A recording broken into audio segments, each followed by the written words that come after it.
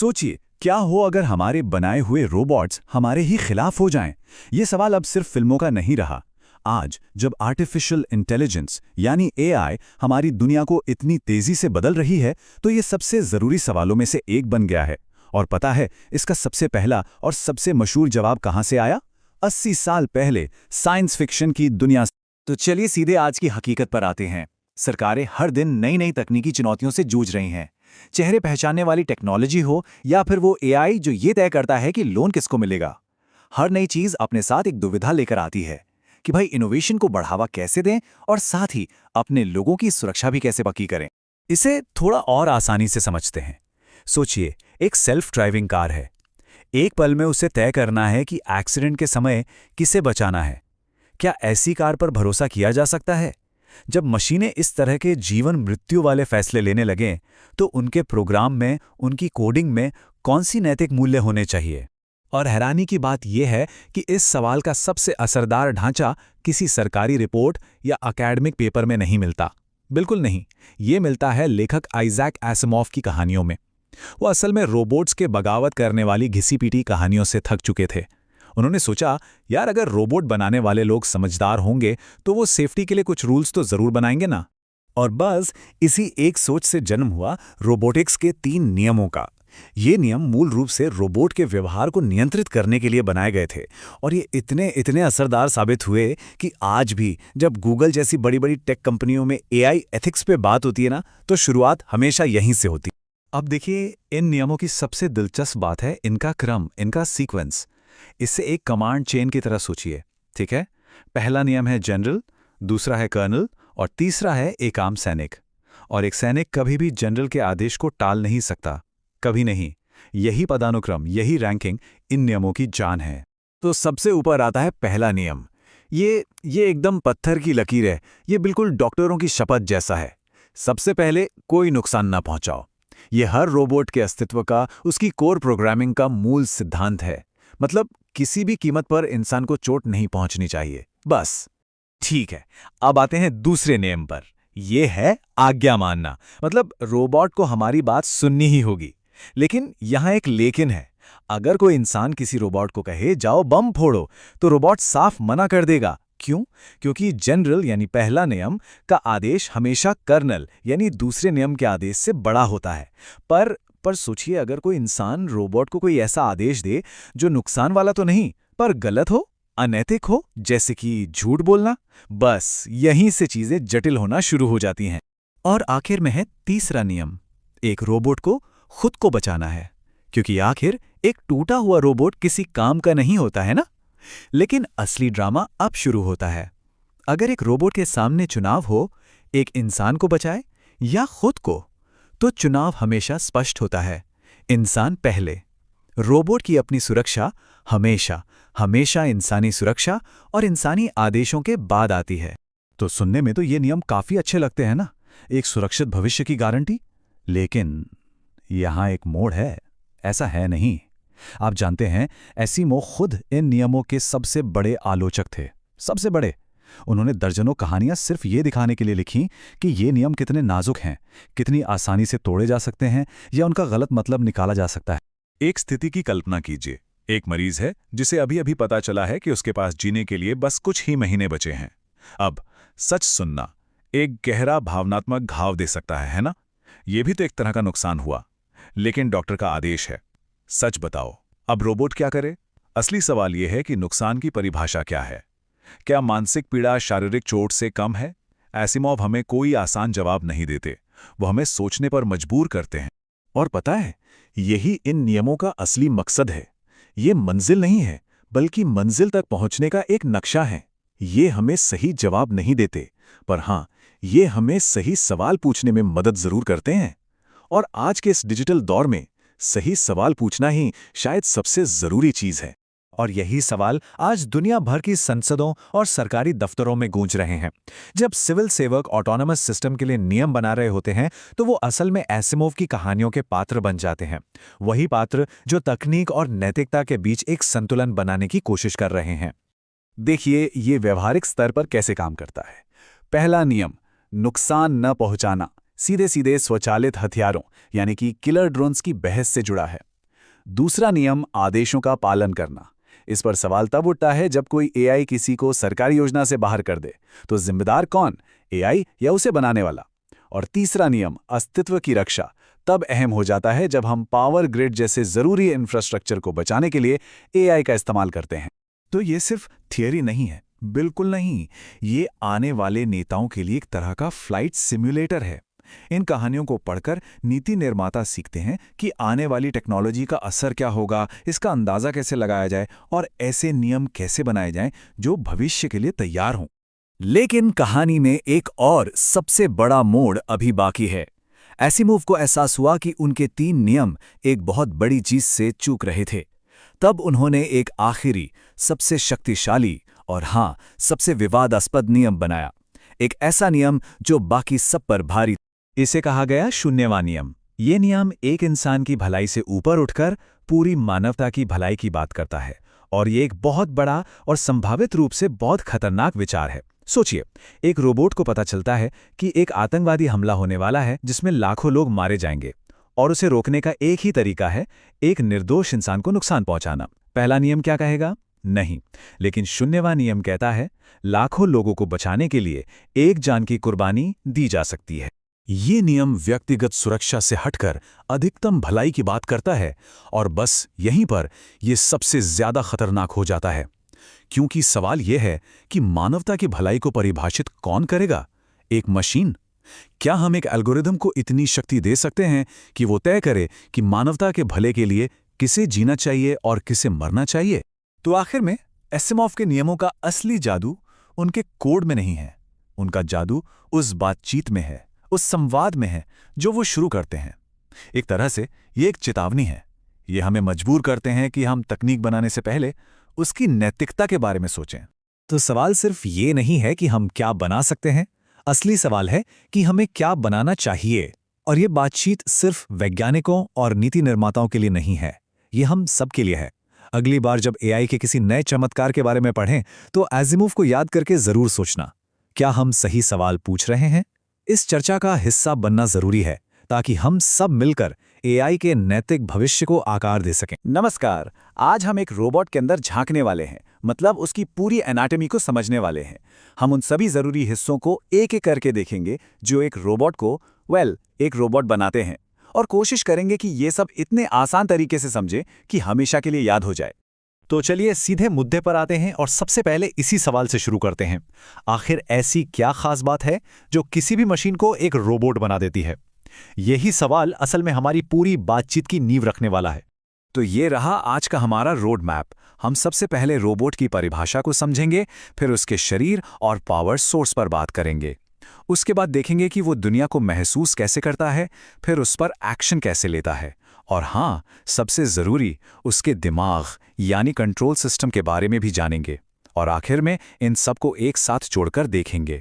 तो सेक्शन 1, एक रोबोट क्या है? चलिए इस अपने आप काम करने वाली मशीन को ठीक से परिभाषित करते हैं। तो ये है इसकी असली टेक्निकल परिभाषा। एक रोबोट असल में एक ऐसी मशीन है जो 3 खास काम कर सकती है। पहला, अपने आसपास के माहौल को महसूस करना यानी सेंस करना। दूसरा, उस जानकारी के आधार पर सोचना और फैसले लेना यानी थिंक करना। और तीसरा, उन फैसलों पर असल दुनिया में एक्शन लेना यानी एक्ट करना। सेंस, थिंक, एक्ट, बस यही है एक रोबोट का मूल मंत्र। चलिए अब आते हैं सेक्शन 2 पर, रोबोट का दिल और शरीर, मतलब वो ढांचा जिसके बिना रोबोट का कोई वजूद ही नहीं है। और ये बात बहुत सीधी सी है ना? बिल्कुल किसी भी जीवित प्राणी की तरह, इससे पहले कि कोई रोबोट कुछ सोचे या कोई काम करे, उसके पास एक शरीर होना चाहिए, एक ढांचा, और उसे चलाने के लिए एनर्जी का कोई सोर्स। इनके बिना बाकी सब तो बस हवाई बातें हैं। तो इसके कुछ मुख्य फिजिकल हिस्से ये हैं। पावर सोर्स, जो कि रोबोट का दिल है, ये उसे बैटरी या सोलर पावर से बिजली देता है।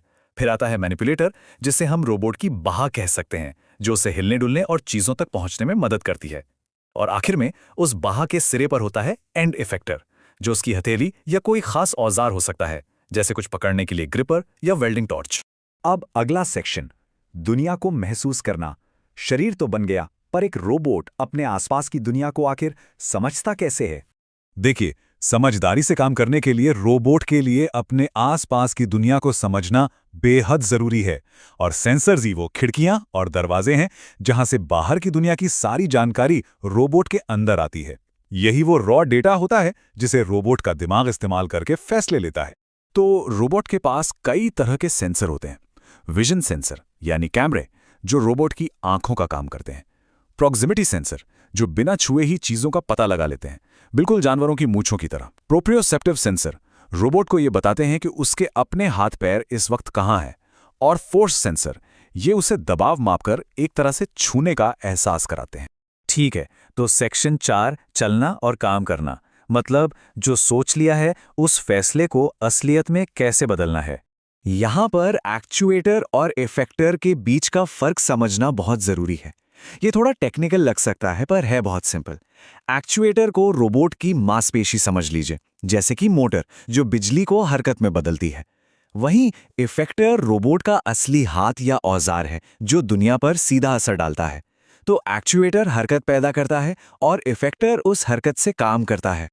और अब आते हैं सबसे अहम हिस्से पर, सेक्शन 5 रोबोटिक दिमाग। वो कंट्रोल सिस्टम जो सोचता है, फैसले लेता है और सब कुछ कंट्रोल करता है। तो रोबोट का दिमाग इस एक सिंपल लेकिन बहुत पावरफुल लूप पर काम करता है। Sense, think, act. Step 1 sense, sensor से डेटा इकट्ठा करो। स्टेप 2 थिंक, उस डेटा को प्रोसेस करो और फैसला लो कि अगला कदम क्या होगा। और स्टेप 3 एक्ट, एक्चुएटर्स को वो काम करने का कमांड भेज दो। और मजे की बात यह है कि ये चक्र लगातार बिना रुके चलता ही रहता है। और अब हमारे आखिरी सेक्शन में इन सभी अलग अलग हिस्सों को एक साथ जोड़कर देखते हैं कि एक स्वचालित एजेंट की पूरी तस्वीर कैसे दिखती है। देखिए, ये टेबल सब कुछ एक साथ कितनी खूबसूरती से समझाती है। कंट्रोल सिस्टम है दिमाग, सेंसर्स हैं हमारी इंद्रियां, एक्चुएटर है मांसपेशियां, एंड इफेक्टर है हमारा हाथ, और पावर सोर्स है हमारा दिल। जब हम इसे इंसानी शरीर से जोड़कर देखते हैं तो ये सारे मुश्किल कॉन्सेप्ट्स याद रखना कितना आसान हो जाता है ना? तो अब हम एक रोबोट के सभी मुख्य हिस्सों को समझ चुके हैं, लेकिन यहाँ एक बहुत बड़ा सवाल खड़ा होता है। जैसे जैसे ये सभी हिस्से और भी बेहतर, छोटे और शक्तिशाली होते जा रहे हैं, रोबोटिक्स की दुनिया में अगली बड़ी क्रांति क्या होगी? ये एक ऐसा सवाल है जो हमें टेक्नोलॉजी के भविष्य के बारे में सोचने पर मजबूर करता है। नमस्कार, आज हम बात करेंगे रोबोटिक्स की, लेकिन इसकी दो बिल्कुल अलग अलग दुनियाओं की।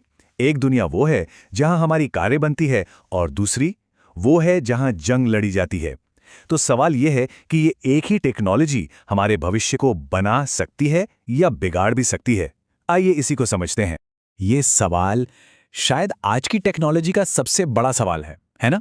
देखिए, ऑटोमेशन अब सिर्फ फैक्ट्रियों की चारदीवारी में कैद नहीं है। नहीं, ये तो हमारे जीने के तरीके, हमारे काम करने के ढंग और यहां तक कि हमारी सुरक्षा के मायनों को भी बिल्कुल बदल रहा है। तो इन दो अलग अलग दुनियाओं में गोता लगाने से पहले 1 मिनट रुकते हैं। जब हम रोबोट कहते हैं तो इसका असल में मतलब क्या होता है? क्या यह सिर्फ कोई मशीन है या कुछ और?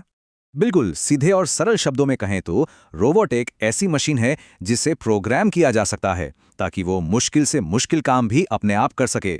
और जानते हैं, यही एक खूबी इसे फैक्ट्री में इतना कीमती और हाँ, युद्ध के मैदान में इतना खतरनाक बना देती है।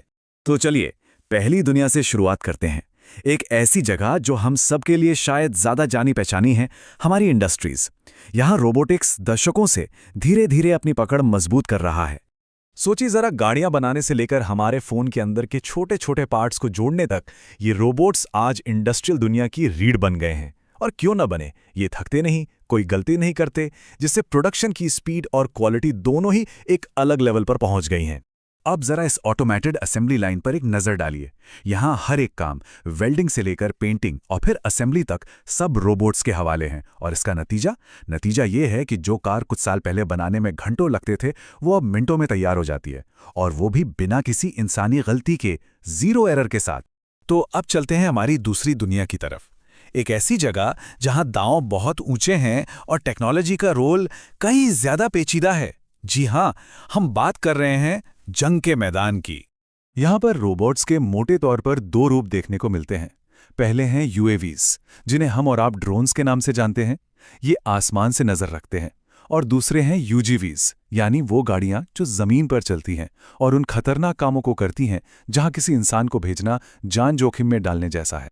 अब इस स्लाइड पर जरा गौर कीजिए। ये हमें दिखाती है कि इन रोबोट्स का असली मकसद क्या है, और वो है हमारे सैनिकों की जान बचाना।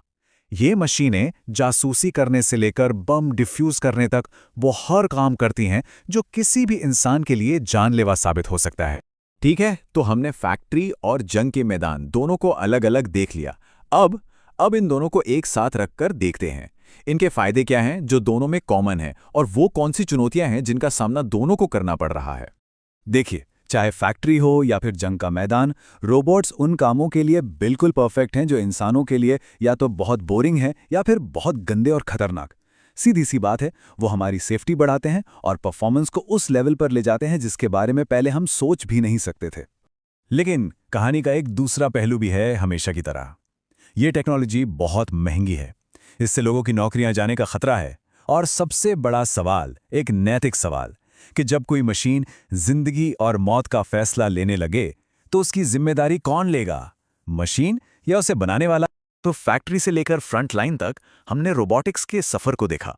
अब सवाल ये उठता है कि ये सब हमें आखिर ले कहां जा रहा है।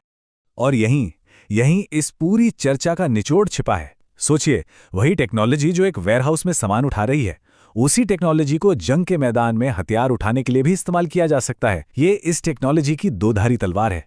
एक तरफ इसकी ताकत है तो दूसरी तरफ इसकी बहुत बड़ी जिम्मेदारी। और मैं आपको इसी एक सवाल के साथ छोड़कर जाना चाहूंगा।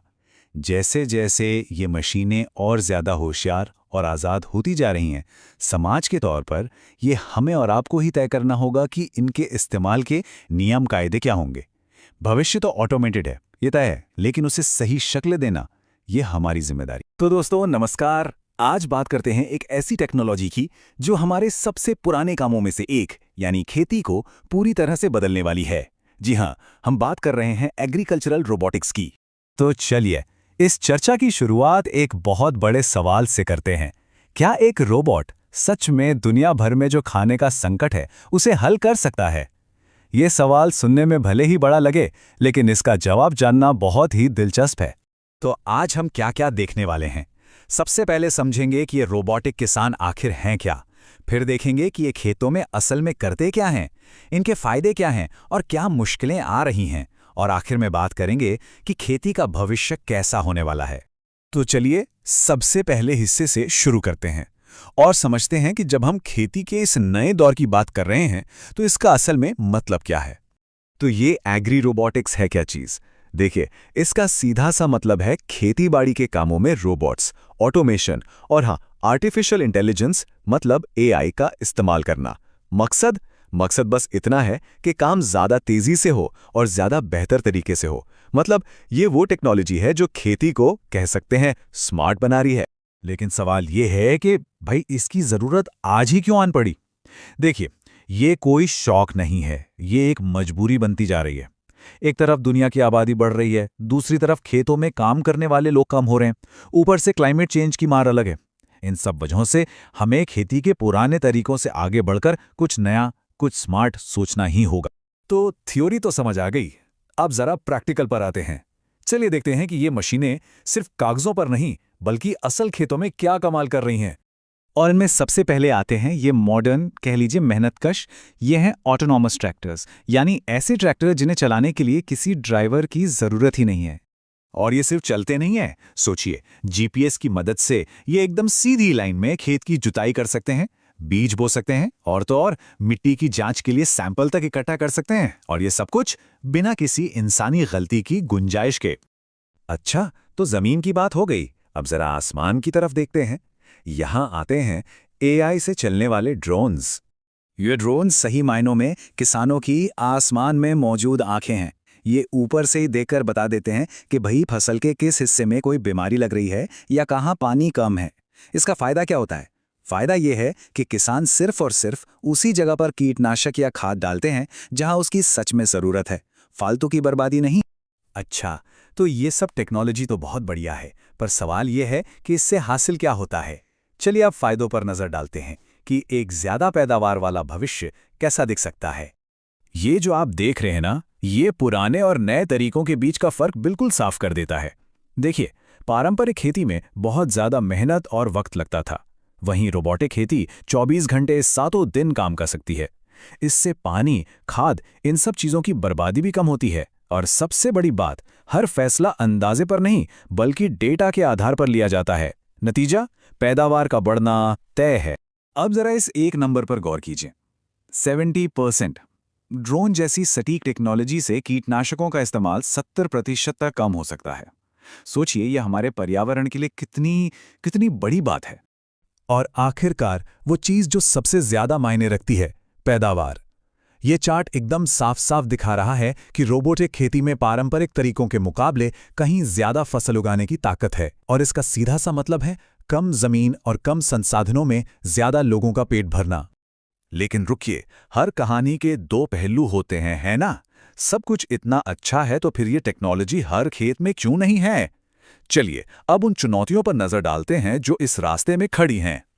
तो सबसे बड़ी रुकावट, जैसा कि हम देख सकते हैं, है इन मशीनों की शुरुआती कीमत।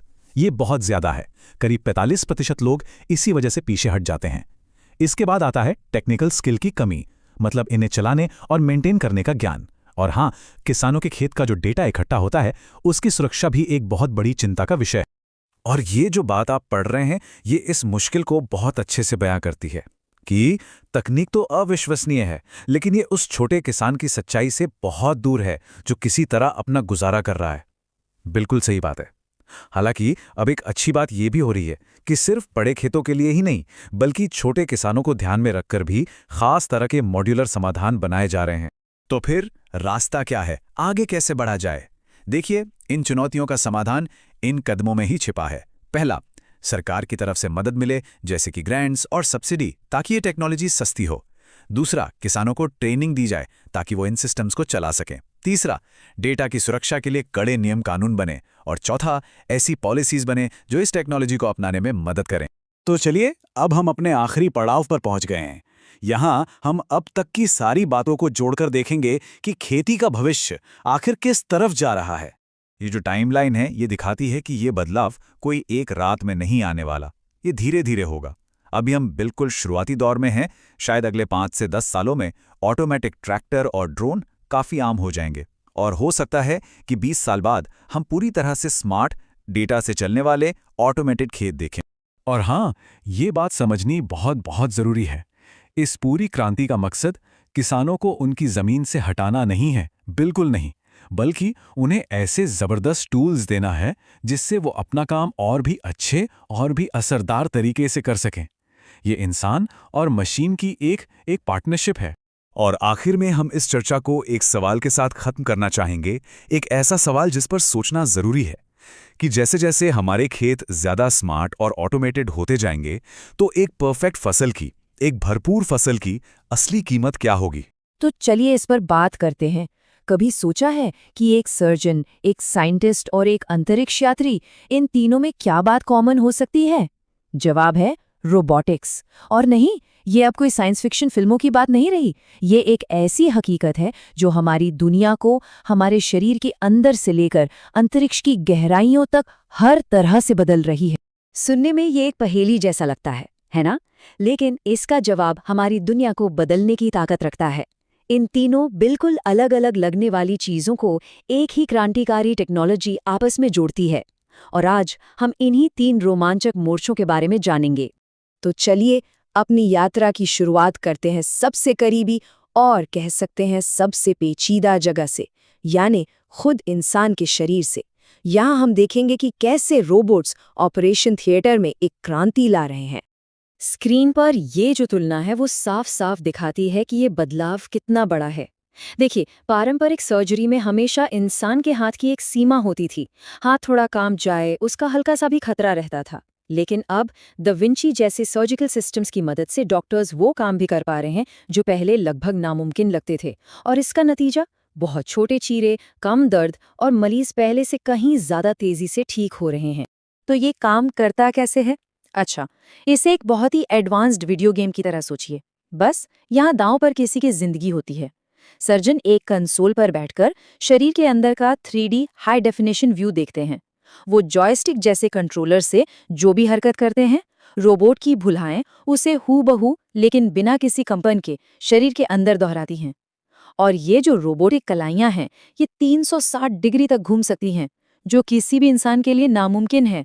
हाँ, एक बात बिल्कुल साफ है, ये सिस्टम ऑटोमेटिक नहीं है, ये पूरी तरह से सर्जन के हुनर और उनकी विशेषज्ञता पर ही निर्भर करता है। और दिन के आखिर में यही तो सबसे ज़रूरी बात है। ये सिर्फ कोई चमचमाती हुई नई टेक्नोलॉजी नहीं है, इसका सीधा असर लोगों की जिंदगियों पर पड़ता है। इसका मतलब है ज़्यादा सुरक्षित ऑपरेशन, कम तकलीफ और लोगों का अपने परिवार और काम पर जल्दी लौटना। चलिए, अब स्केल को पूरी तरह से बदल देते हैं। ऑपरेशन थिएटर से निकलकर अब हम एक ऐसी दुनिया में जा रहे हैं जो हमारी आंखों से दिखाई भी नहीं देती, मतलब नैनो टेक्नोलॉजी की सूक्ष्म दुनिया में। जब हम नैनो रोबोटिक्स की बात करते हैं तो हम कल्पना से भी परे बहुत ही छोटी मशीनों की बात कर रहे होते हैं। 1 नैनोमीटर कितना छोटा होता है, अंदाजा लगाइए। ये हमारे खून के एक रेड ब्लड सेल से भी लगभग 1 लाख गुना छोटा है। ये सच में भविष्य की इंजीनियरिंग है। तो इस टेक्नोलॉजी से हो क्या सकता है?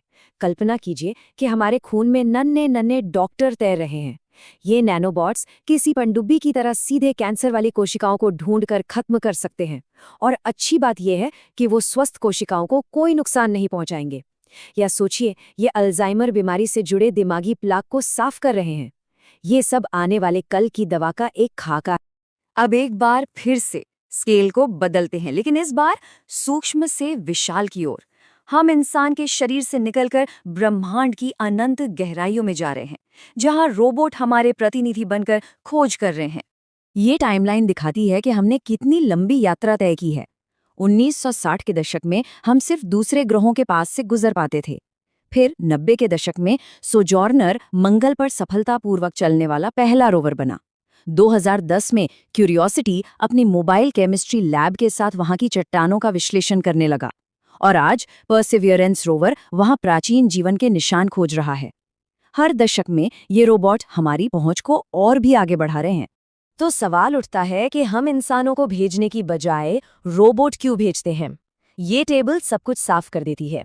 इंसानों को अंतरिक्ष के खतरनाक रेडिएशंस और बिना हवा वाले माहौल में जिंदा रखने के लिए बहुत ही जटिल और महंगे सिस्टम्स चाहिए। लेकिन एक रोबोट को न तो ऑक्सीजन चाहिए, न खाना। वो सालों तक काम कर सकता है, और सबसे बड़ी बात, इसमें किसी भी इंसान की जान का कोई खतरा नहीं होता। तो असल में ये रोबोट सिर्फ मशीनें नहीं है, ये हमारी जिज्ञासा और खोज करने की इच्छा का ही एक विस्तार है।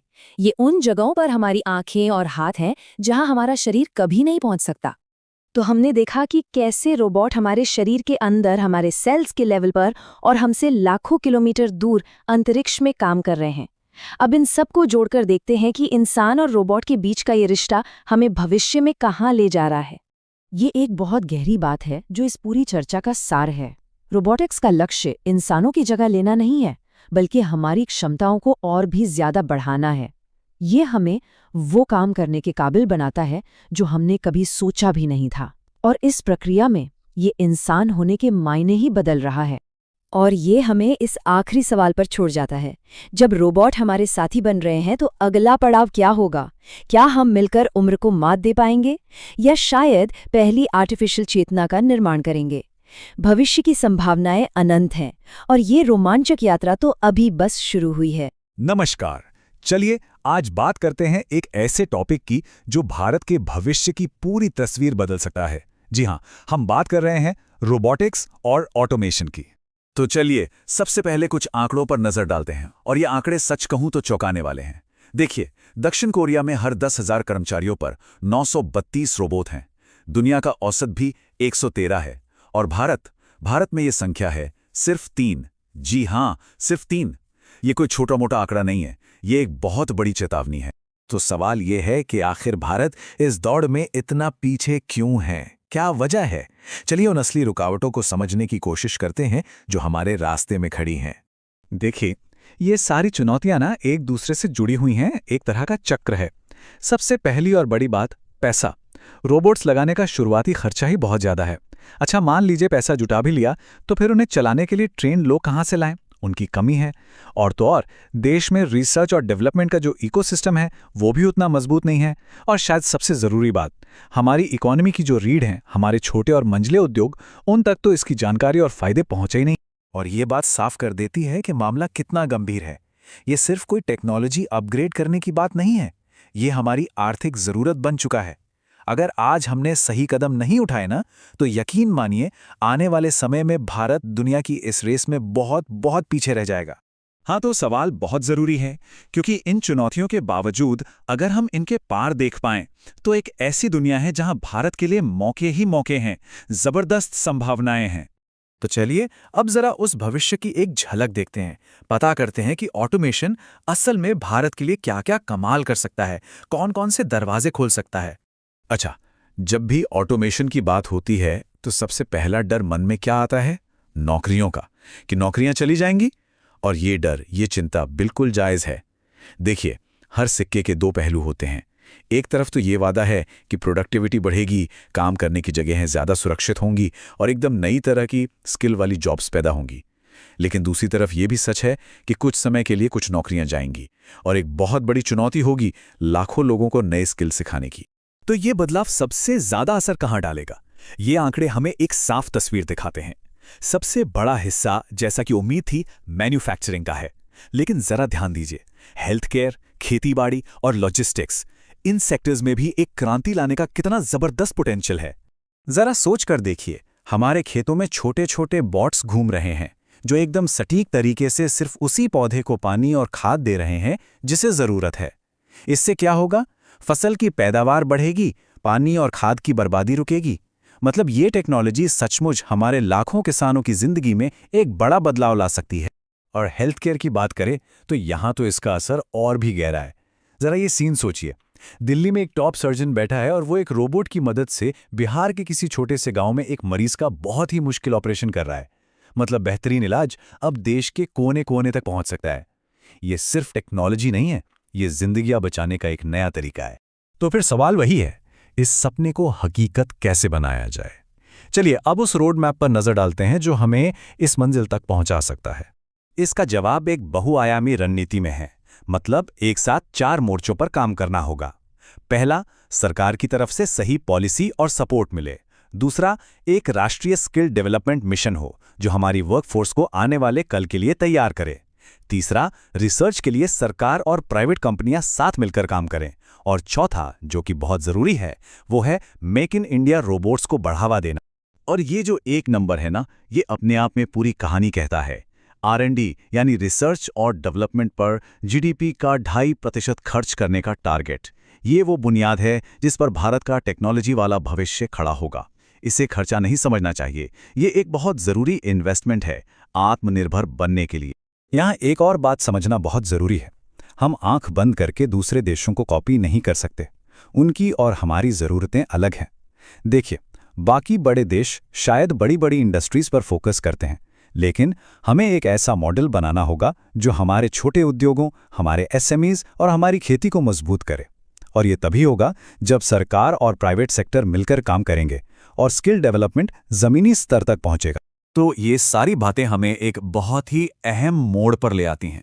सच कहें तो भारत आज एक ऐसे चौराहे पर खड़ा है जहां से हम जो रास्ता चुनेंगे वो हमारी आने वाली पीढ़ियों का भविष्य तय करेगा। तो अंत में ये बात याद रखनी होगी कि ये पूरा सफ़र सिर्फ नई टेक्नोलॉजी अपनाने का नहीं है। असल में ये एक ऐसी राष्ट्र रणनीति बनाने के बारे में है जिसमें देश का हर इंसान साथ लेकर चले, सबका विकास हो।